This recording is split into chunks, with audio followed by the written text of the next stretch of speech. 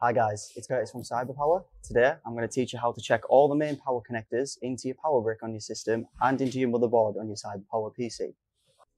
Alright, so when you're checking the main power connections inside your system, it's quite easy. There's three main ones you want to focus on the motherboard side of things. There's a large 24 pin, which goes towards the front. You can just give that a little push. And then you want to check the 8 pin by your CPU, which is usually in about the top left hand corner. And this is either a 4+4 or an 8 pin.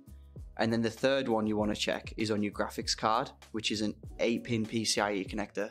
Some graphics cards have more than 8.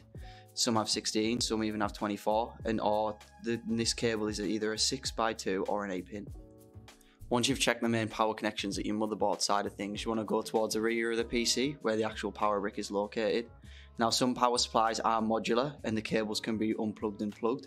So you want to go to the back of the system by the power supply and check that these are firmly inserted into the power supply.